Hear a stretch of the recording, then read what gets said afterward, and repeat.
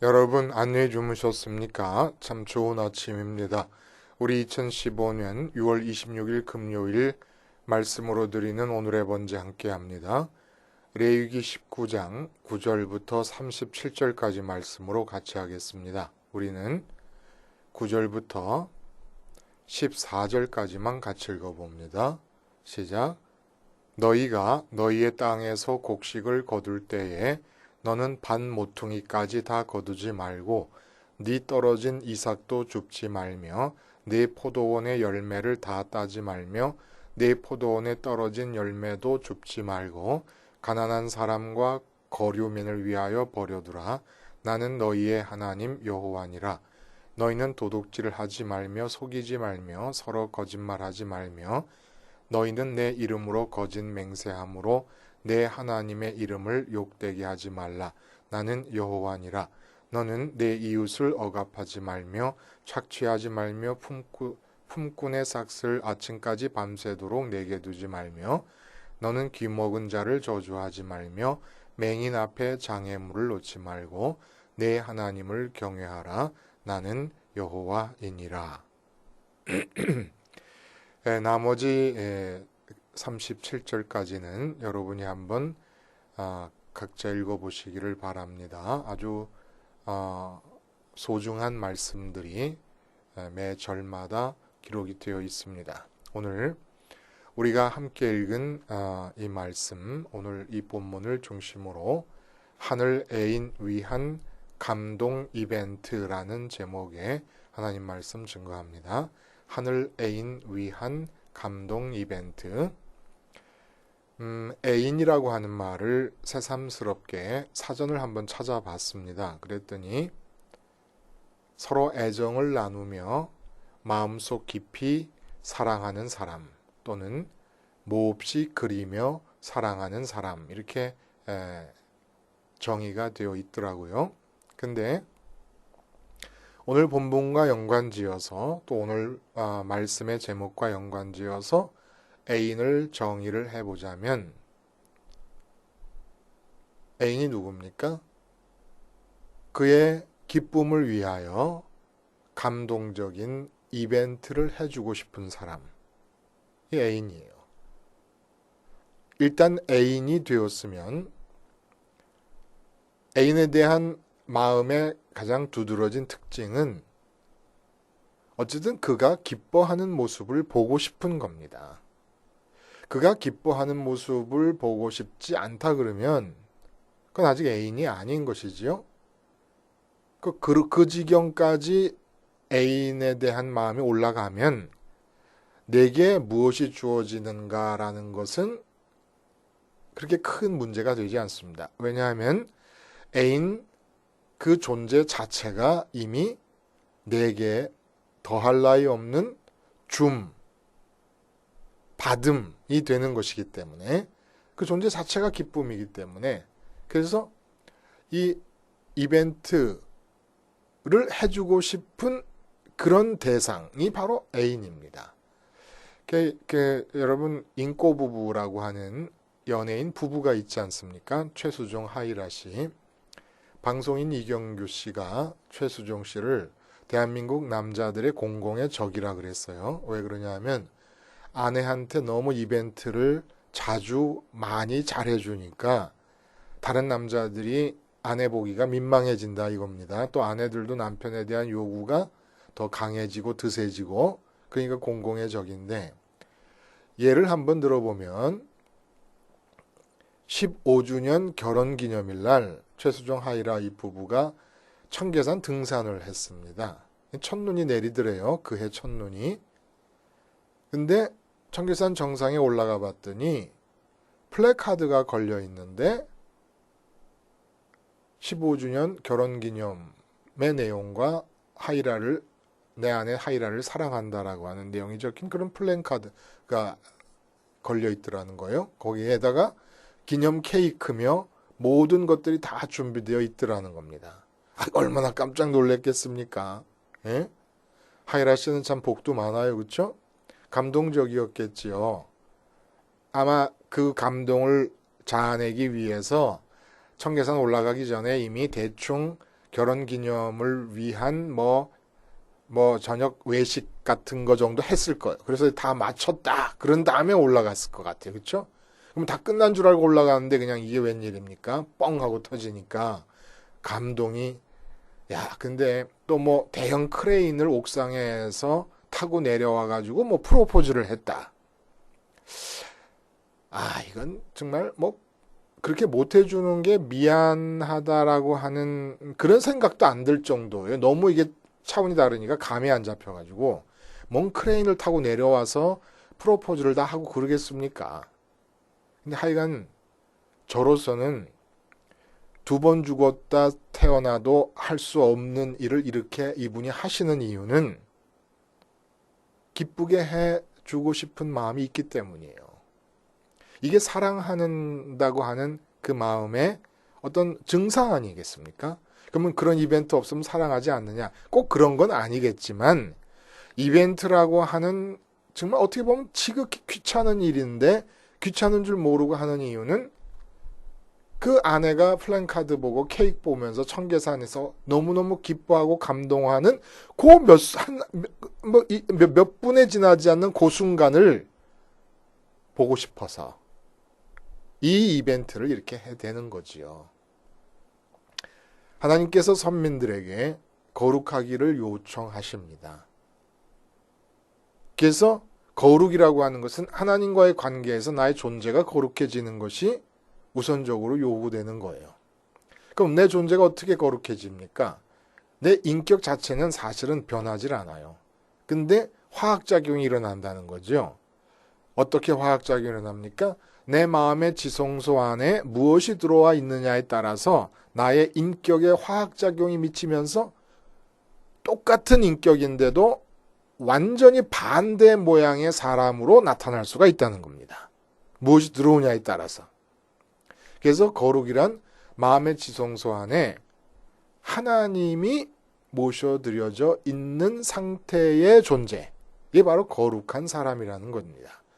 근데 이 거룩이라는 게 가장 좋은 그 마음의 지성소라고 하는 말을 우리가 어디서 따왔죠? 성막의 지성소에서. 성막의 지성소가 뭡니까? 지극히 거룩한 곳이에요. 그 지극히 거룩한 곳에 무엇이 들어있었습니까? 말씀하시는 하나님, 인격이신 하나님을 상징하는 말씀의 돌판이 들어있었습니다. 거기서 우리가 따와서 얘기할 수 있는 거예요. 우리 마음의 지성소, 첫 번째 사랑의 자리에 말씀하시는 하나님 인격, 그 인격을 가리키는 이름이 들어와 있어야 된다는 거예요. 우리 마음의 지성소에. 그래야 우리 마음이 그 이름이 가리키는 존재인 하늘에 계신 하나님을 향하여 갈 수 있게 됩니다. 하늘에 계신 하나님을 향하여 기쁨과 만족과 행복이 그분에게만 있는 줄 알아서 그분을 향해 하늘로 가고 싶은 마음의 상태. 이게 바로 거룩한 사람의 상태라고 할 수가 있다는 거죠. 그러면 이렇게 하나님과의 관계만이 거룩이 요구되는 게 아니라는 거잖아요. 사람과의 관계에서도 역시 거룩이 요구가 됩니다. 사람뿐이겠습니까? 사물과의 관계에서도 또한 거룩이 요구가 되는 거예요. 하나님과의 관계에서 거룩한 존재가 되면은 사람 관계에서 거룩하고 사물 관계에서 거룩해질 수밖에 없습니다. 근데 오늘 본문의 얘기는 그렇게 거룩한 삶을 살 때 거울처럼 너희가 너희를 들여다보아라. 너희가 거룩한가 아닌가를 들여다봐라. 라고 하는 의미에서 하나님께서 우리가 읽었고 또 읽지 않은 부분까지 쭉 계속되고 있는 일상생활의 규례들을 말씀해주고 계십니다. 그 규례들을 보면 내가 지금 존재가 거룩한 사람인가 아닌가를 알 수 있다는 거예요. 그 규례가 어겨지고 있으면 내 마음의 지성소 안에 하나님이 들어와 계시지 않고 있는 상태이기 때문이다라고 알아차리라는 얘기입니다. 그래서 근친상간의 얘기까지 했어요. 왜 그래요? 육체 의존형 인간. 이 세상에 있는 것들로 마음의 기쁨과 만족을 얻으려고 하는 사람들. 그래서 마음의 지성소에 세상 것들을 담고 있으면 행동이 나타나게 되는데 그 행동의 개악적인 진화가 일어나서 마지막에 이루어지는 게 근친상간이요, 동성애요, 수간, 짐승과의 어떤 교합이고 종교적 음행이고 이런 것들로 나타난다는 겁니다. 근데 우리는 그렇게까지 행동하지 않는다라고 항변할지 모르지만 경부선을 왜 경부선이라 그럽니까? 나는 대전밖에 안 가는데 왜 경부선을 타고 가야 됩니까? 경부 끝점을 포함시켜서 도로 이름을 만들어요. 경인, 인천까지 가는 거 경인, 춘천까지 가면 경춘선. 이렇게 얘기하지 않습니까? 그런 거 마찬가지로 내가 근친상간이나 동성애나 이런 막장 행위를 하지 않았더라도 그런 행위를 하고 있는 사람들이 간 그 길을 같이 가고 있다가 도중에 끝이고 죽는 거지요.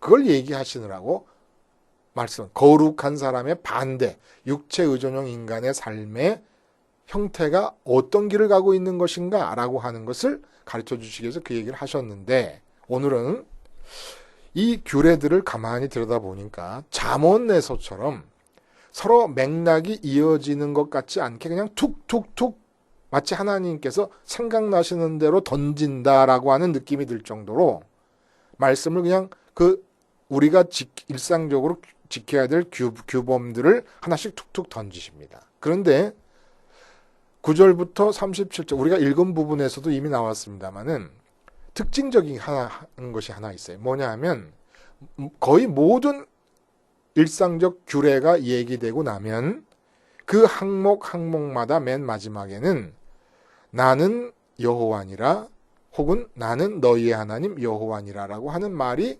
후렴기처럼 반복되어 나타나서 19장 전체에 16번가량 나는 여호와니라 나는 너희 하나님 여호와니라는 말이 계속 나온다는 겁니다.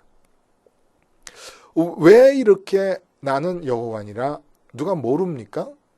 다 알고 있지 않습니까? 근데 모든 일상적 규례의 항목마다 나는 여호와니라 나는 너희의 하나님 여호와니라 라는 말씀을 반복하세요. 이게 무슨 뜻일까요? 나는 여호와니라라고 하는 말을 좀 풀어 말하면 어떤 의미가 됩니까? 나는 스스로 있는 자니라 라는 뜻입니다. 그럼 이 말씀을 왜 이렇게 해주고 계시는 겁니까? 내가 살면서 삶의 내용은 어떻게 채워지죠? 대인관계의 생각과 말과 행동으로 채워집니다. 뿐입니까? 대물관계의 생각과 말과 행동으로 채워지고 대인 대물이 통합된 상태에서 또 내가 상대하면서 생각하고 말하고 행동하면서 삶이 채워집니다. 근데 내가 사람을 대할 때든지 사물을 대할 때든지 상황을 대할 때든지 지금 내가 그것을 대하고 있는 그 순간은 나와 상대방 두 존재에 많이 만나는 시간이 아니라는 거예요. 모든 항목이 다 대물관계, 대인관계를 얘기하시는 것인데 그때마다 나는 여호와니라는 말씀을 하시는 것은 나는 스스로 있는 자라고 하시는 말씀인데 그 뜻은 뭐냐면 너 자신도 그렇고 네가 지금 상대하고 있는 사람, 네가 지금 상대하고 있는 사물도 그렇고 다 스스로 있는 자가 아니다 라는 얘기를 하시는 것이죠. 나만 스스로 있는 것이고 그러니까 모든 대물 대인 관계의 순간에 하나님께서 언제나 함께 계시면서 우리 귀에다 대고 얘기하시는 거예요. 선민의 귀에다 대고 뭐라 그러시냐면 나는 너의 하나님 여호와니라. 나는 너의 하나님 여호와니라. 계속 이걸 반복하시는 겁니다. 나는 너의 하나님으로 스스로 있는 자니라. 이 얘기는 나 자신도 그렇고 내가 상대하는 사람이나 사물도 그렇고 스스로 있는 게 아니란 얘기예요. 근데 거룩한 삶을 살아요. 거룩함의 특징 중에 하나가 청결함입니다. 그럼 어떻게 청결해야 돼? 어떻게 청결할 수 있습니까? 있는 것이 있어야 될 곳에 있게 하는 것. 나타나야 될 것이 나타나야 될 방법과 나타나야 될 모습으로 나타나야 될 곳에 나타나는 것. 이게 청결이에요. 그거 누가 합니까? 스스로 계신 분이 있게 하신 것들이기 때문에 스스로 계신 분에게만 그 답이 있다는 거예요. 그러니까 나는 대인관계를 할 때 그 사람을 기쁘게 할 필요가 없어요. 사도 바울이 말하는 것처럼 내가 사람을 기쁘게 하랴? 내가 사람을 기쁘게 하면 그리스도의 종이 아니니라. 그렇게 말씀하시지 않습니까? 그러니까 내가 사람을 대하고 있지만 그 사람도 하나님이 있게 하셨고 나도 하나님이 있게 하셨기 때문에 내가 그 사람에게 어떤 행동을 해야 되느냐는 하나님께서 결정하시는 거라 이겁니다. 그러니까 하나님 마음에 기쁨이 돌아가도록 행동해야 된다는 거예요. 그 사람이 아니라. 그 사람한테는 내가 말했다가 뺨을 맞을지언정 그것이 하나님께서 기뻐하시는 일이라면 넌 그렇게 해야 된다는 겁니다. 그래서 예수님이 그렇게 하시다 십자가에서 돌아가셨지 않습니까? 그리고 내가 사물 관계에서도 내가 하나님이 기뻐하시는 대로 행동해서 사물 관계에서 내가 가난해지고 실패를 세상 사람들 눈에는 실패처럼 보이더라도 내가 해야 될 일은 뭐냐면 바로 스스로 계신 자의 마음에 기쁨이 돌아가는 식으로 해야 된다는 거예요. 그러니까 무슨 말이냐? 거룩한 사람, 선민이 세상을 살아갈 때 대인 대물 관계를 하며 살아갑니다. 근데 이 모든 순간이 결국은 이벤트가 돼야 된다는 거예요.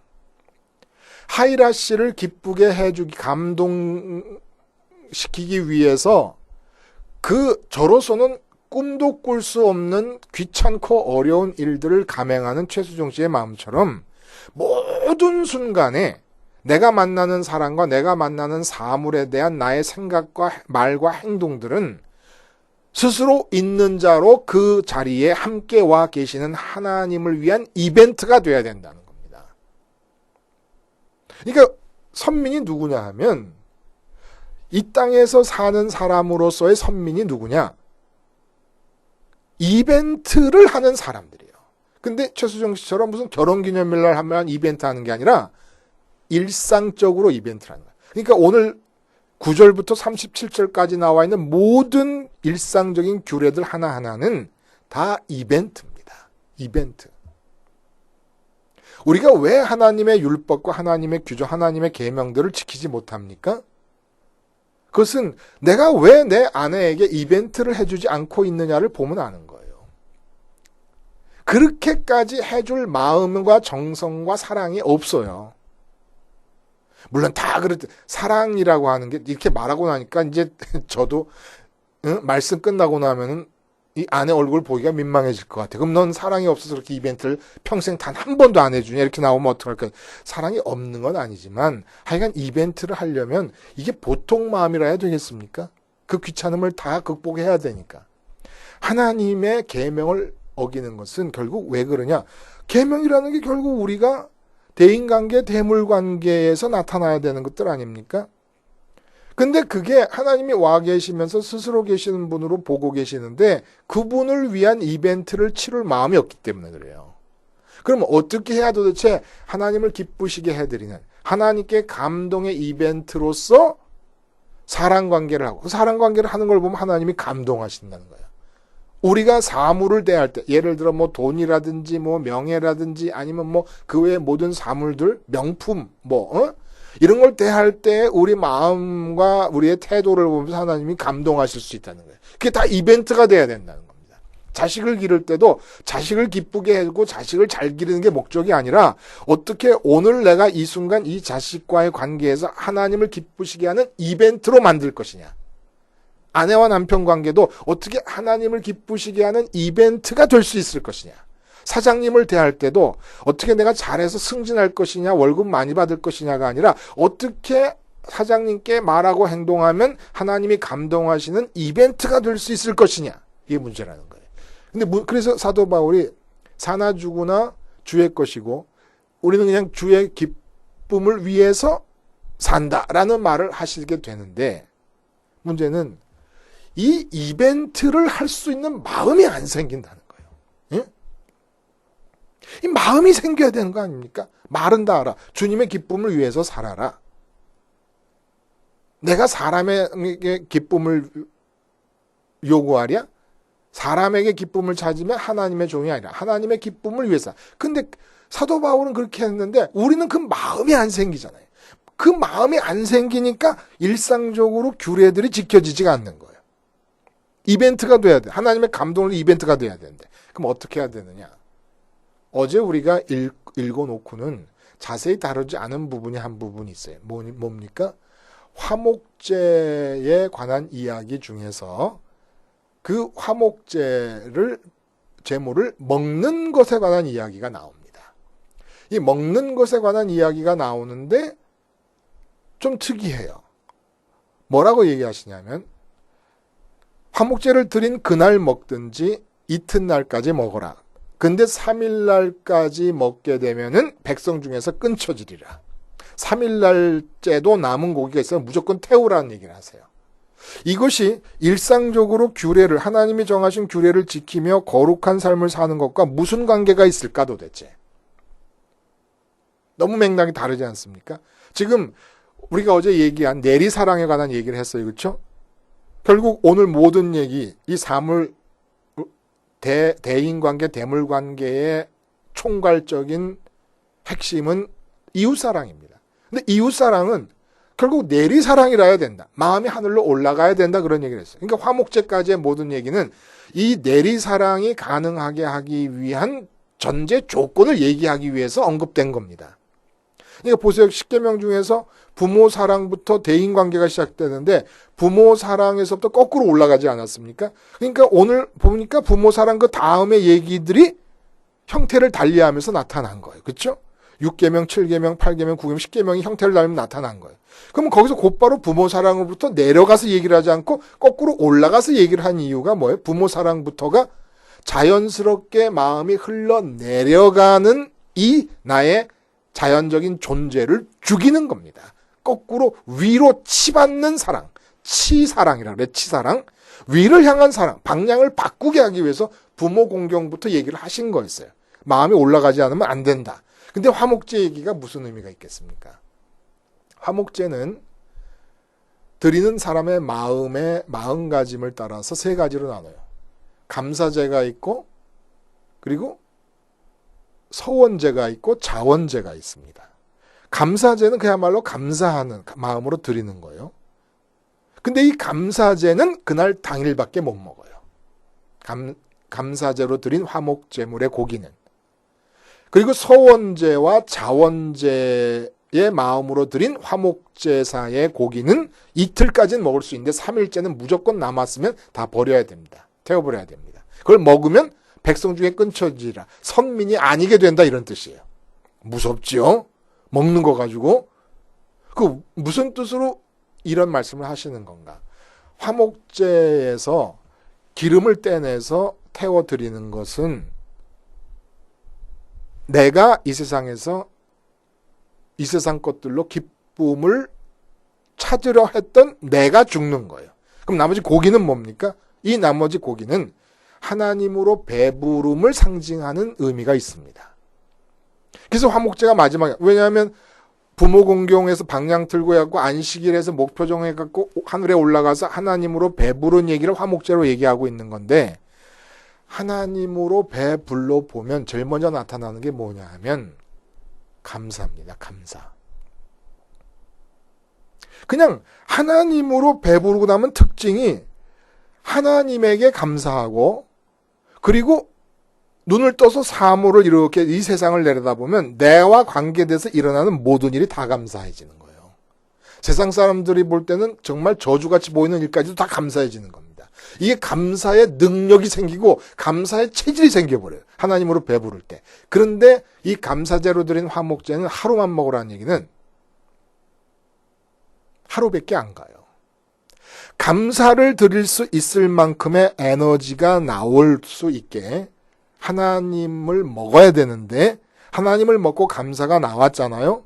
근데 이렇게 된 건 이 고기는 하루밖에 못 먹는다는 얘기는 이틀째 되면 다시 하나님을 먹고 배부르는 일이 일어나지 않는 한, 다시 우리 마음이 하늘로 올라가서 하나님과 교제를 하게 되는 이런 일이 일어나지 않는 한 감사할 수 있는 에너지가 모자랍니다.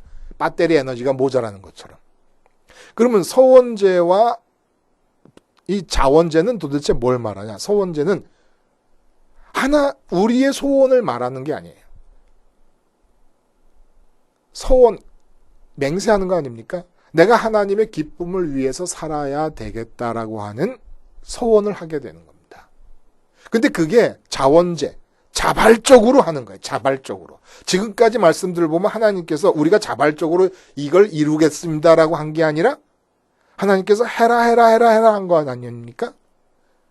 근데 화목제가 이 서원제와 자원제의 마음을 포함하고 있던 거예요.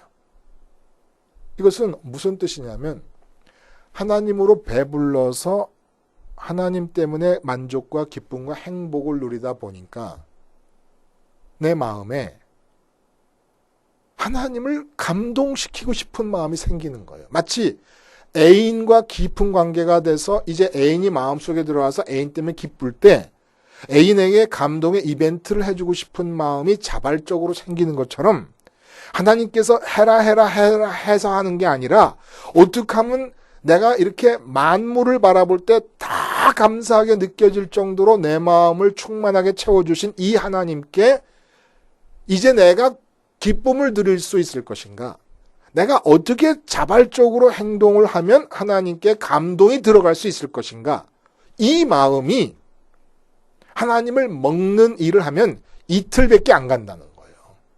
3일째는 다시 하나님을 먹어야 자원할 수 있고 하나님의 기쁨을 소원할 수 있는 마음 상태의 에너지가 충전된다는 겁니다.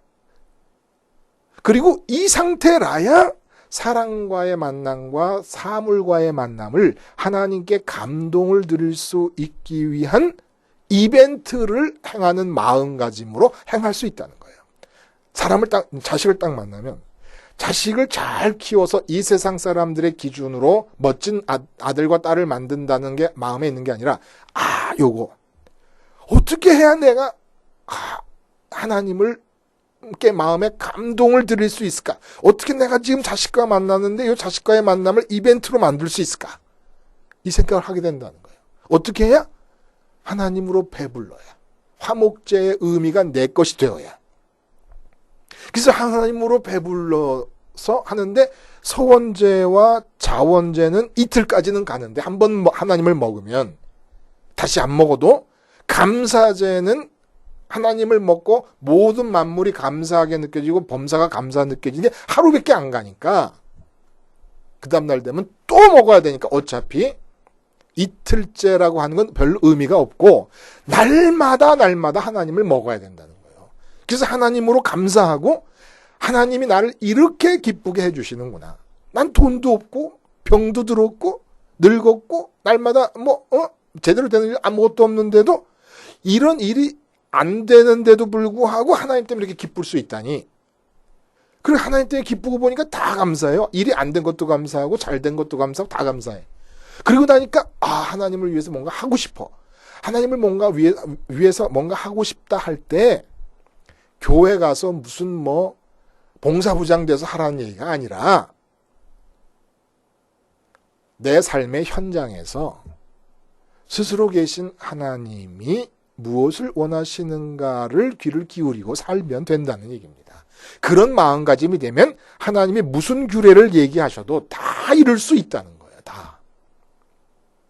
그래서 주님께서 십자가에서 죽으시면서 우선 너희 마음이 이 세상에서 이웃을 사랑해야 될 일이 있지만 처리해야 될 과제가 있지만 그러나 먼저 그것들이 하나님을 위한 이벤트가 될 수 있는 이벤트로 해드려야 되겠다는 마음이 생겨야 되는 거니까 그래야 스스로 계신 하나님의 그 뜻을 받들어서 행할 수 있는 거니까 안 그러잖아. 그리고 내가 행하면 하나님으로 위에 하늘에 올라가서 우리 마음이 채워지지 않은 상태이기 때문에 우리 마음이 비어있는 상태라서 사람을 대하든 사물을 대하든 이제부터는 모든 사랑이라는 이름 하에 행하는 행동들이 다 사냥이 되어버려요. 내 배를 채우려는 사냥이 되어버리니까 내 배가 하나님으로 차지 않는 한 차지 않거든요. 그러면 차지 않은 상태에서 관계하는 모든 대인관계, 대물관계는 다 사랑이 아니라 사냥이 되어버리고 맙니다. 그래서 주님께서 어쨌든 죽으시고 부활하시고 승천하셔서 길을 내셨으니까 그 길 따라서 올라가요. 그 길을 오늘 본문에서 19장 본문에서는 부모 공경, 안식일 지킴, 헛된 것을 향하지 말기, 우상 숭배, 그리고 화목제로 이어서 얘기한 것이에요. 이 이야기들이 나타내는 그 길을 주님께서 죽으시고 부활하시고 승천하신 길로 이루어내신 것이고 우리 마음이 그 길을 따라 올라가서 하나님으로 배부르면 하나님으로 충만한 상태가 돼서 세상을 딱 보면 감사가 막 나와요. 이 감사가 나올 때 사람이 딱 앞에 와. 그러면 그 사람이 딱 오면 그 사람을 기쁘게 하는 것도 나를 기쁘게 하는 것도 아니야. 나는 이제 필요가 없어요. 그 사람을 통해서 내가 채울 것도 없어. 그러고 나면 이제 스스로 계신 하나님이 함께 계신 걸 보면서 요거 어떻게 해야 이 사람과의 관계가 하나님께 감동을 드리는 이벤트가 될까? 그러니까 청계산에 플래카드를 걸고 결혼 15주년을 위해 준비한 그 모든 그런 것들을 준비하는 그 마음으로 매 순간을 살아가는 건데 어떻게 그런 에너지가 생길 수 있느냐? 하나님을 위한 그런 마음이 생길 수가 있느냐? 결국 십자가를 생활화하는 것밖에 없잖아요. 뭐로 그렇게 되겠습니까? 우리 마음이. 십자가를 생활화하면서 십자가를 통해 이루어진 승천까지의 동선을 따라 우리 마음을 하늘로 보내드리는 겁니다. 주님 죽으실 때 같이 죽게 해주시고 아니 같이 죽었습니다. 부활하셨으니 내 마음이 같이 주님과 묶여서 승천하시는 주님 따라 하늘까지 올라가게 해주시옵소서. 성령님께서 아들과 아버지 하나님 사이의 교제를 이루어 가시는 것처럼 그렇게 내 마음에도 하나님과의 교제에 참여할 수 있도록 해주셔서 주님이 아버지로 충만하시고 아버지가 주님으로 충만하신 것처럼 내 마음이 아버지와 아들 하나님으로 충만할 수 있도록 성령의 역사를 허락해 주시옵소서. 이 기도를 통해 기다리는 거예요. 뭐 별거 하라 그래요? 이렇게 하고 나면 자꾸 돈 문제, 무슨 건강 문제, 뭐 자식이 어떻고 뭐 사업이 어떻고 이런 얘기 하지 말고 이렇게 하고 나면 하나님으로 채워져서 감사의 마음이 생길 때 사업장에 딱 나가면 이제부터 사업장에서 하는 모든 일이 하나님의 감동을 위한 이벤트가 되는 거예요.